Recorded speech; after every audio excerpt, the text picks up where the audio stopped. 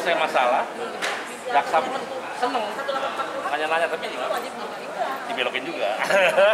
Apalagi terdakwa senang lagi ya? Hah? Terdakwa seneng dong. Kita foto bersamanya dulu. Logiknya itu, logiknya menarik. Alhamdulillah. Bagus banget itu, sangat ilmiah. Emang saksi kan ilmiah dong? Iya, namanya ahli harus academic base. Academic base. Bagus banget, bagus banget. Semakin dikejar semakin Iya, JI. Bagus banget.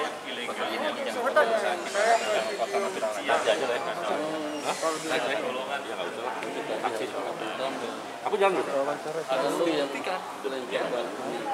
Dan ingat bahwa kalau kemudian itu menciptakan keonaran yang itu dilakukan oleh pihak ketiga dalam artian ini masyarakat, itu faktornya tidak hanya satu, ada banyak faktor. Harus dibuktikan betul apakah memang karena postingan Pak Jumhur. Dan kalau kemudian dikatakan seperti itu, kita melihat tidak pernah jaksa mampu membuktikan itu. Jadi ini hanya asumsi, kata ahli seperti itu. Jadi tuduhan jaksa itu hanya asumsi, hanya imajinasi, yang inginnya hanya mengkriminalisasi seorang tokoh buruh yang mengkritik undang-undang omnibus. Ini penegasan aja Mas, jadi selama ini dalam persidangan belum pernah ada pembuktian soal itu ya? Hubungan antara cuitan Pak Jumhur dengan keonaran atau apa yang dituduhkan? Tidak ada satupun alat bukti yang kemudian dihadirkan oleh jaksa yang memperkuat.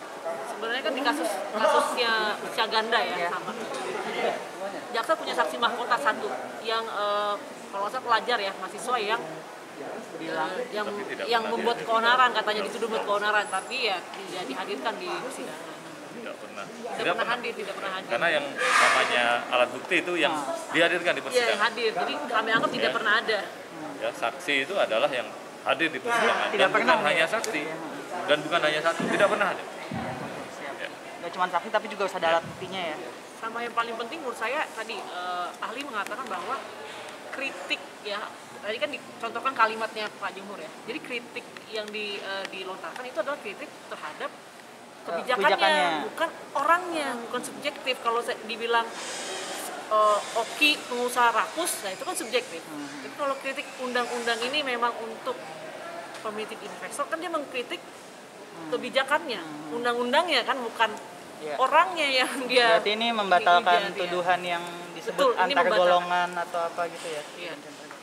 Kalau tadi mungkin nambahin dikit ya dari apa yang disampaikan Oki, bahwa ya seorang aktivis buruh, pimpinan serikat buruh ya dia berkompeten, dia punya kompetensi, kewenangan untuk kemudian menyampaikan masukan terkait dengan undang-undang yang akan berdampak pada anggotanya, pada buruh.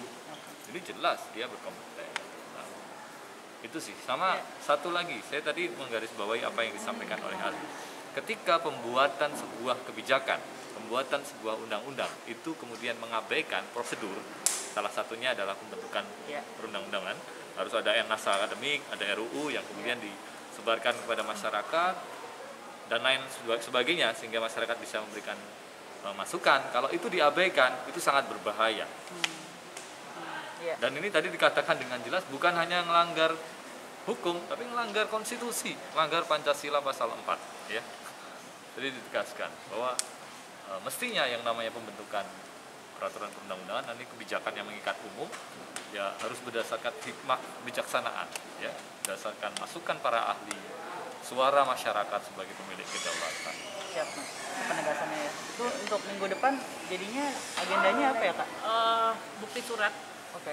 Dan kalau sempat pemeriksaan terdakwa. Bukti surat dari kami. Oke. Jadi kami mengajukan alat bukti surat. Jadi surat-surat yang surat itu tidak berarti ini ya, literal harfiah ya. Tapi dokumen-dokumen pendukung ya yang sifatnya tertulis untuk membuktikan bahwa misalkan Pak Jumhur ini memang betul-betul wakil ketua KSPSI ya, mana buktinya di ADRT, di susunan kepengurusan, semacam itu. Terus keterangan ahli kemarin Pak Faisal Basri, beliau mengatakan ada data BPS yang mengatakan bahwa ya penelitiannya, riset-risetnya yang mengatakan saksi sebelumnya juga yang ada penelitian juga di ya, yang ini akan memperkuat sekali lagi bukti yang kita hadirkan untuk membantah ya dakwaan jaksa. Setelah itu Ya. pemeriksaan terdakwa ya, Iya betul. baru tuntutan. Betul, Iya Mbak. betul tuntutan. Ya. Nah, pledoi dan putusan. Wah, foto lagi nih. Tapi ini di luar persidangan. Tadi ngomong sempat mau ketemu Wamen RUU KUHP. Kira-kira apa Kita yang diundang. mau disampaikan nanti? Kan ini udah dari tahun 2019 juga kan. Ya, Masyarakat mungkin apalagi yang mau diingatkan ke Wamen dalam pertemuan itu nanti. ya di dalam ini di luar konteks ya, tapi di dalam RKUHP Tapi bisa dikutip kan, Mbak? boleh sih. Cuman intinya pertemuan untuk besok sama Wamen itu nggak hanya LBH orang diundang, tapi kita rame-rame. Ada koalisi masyarakat sipil, ada DPR juga, ada LPSK dan lain-lain ya. Nah, di dalam RKUHP ini ada kami melakukan kajian ya, di Jakarta melakukan kajian, ada pasal-pasal bermasalah dalam RKUHP yang mengancam kebebasan berpendapat berekspresi. Ya, contohnya ada pasal-pasal yang apa namanya, yang ada di KUHP sekarang tuh hidup lagi Yang soal presiden iya, itu. penghinaan presiden, terus juga apa namanya, tidak patuh terhadap pejabat publik setelah diingatkan 3 kali. Itu di KUHP yang sekarang ini pasal 212 atau 218 saya lupa, antara itu hidup lagi di dalam RKUHP. Jadi ketika orang misalkan aksi demonstrasi diingatkan 3 kali nggak bubar-bubar, itu bisa dipidana. Kan banyak tuh masa-masa demonstrasi yang dipidana karena kena pasal itu kan. Itu mengancam kebebasan berekspresi, nggak substansi itu loh makna dalam tadi pasal-pasal tadi ya. Terus ada juga misalkan kegaduhan di ruang persidangan ribut, itu bisa ada pidananya dalam RKUHP. Itu sebelumnya nggak ada. Sebelum waktu itu nggak di KUHP yang lama nggak ada, tapi ada tuh. Tapi kalau kata Wamen yang soal penghinaan presiden itu kan saya sempat tanya, kata dia, tapi ini sekarang deliknya aduan gitu. Nah itu jadi saya nggak bisa bicara banyak ya, mungkin hari Senin nanti baru dia akan menyampaikan, jadi kita baru tahu hari Senin itu. Mas Arief juga ke situ juga, Mas. Hari Senin ketemu Ya Wamen. pokoknya perwakilan LBH akan. Perwakilan LBH ya. Itu Kamis bisa di-sharingkan ya. Boleh dari kami sekalian kita.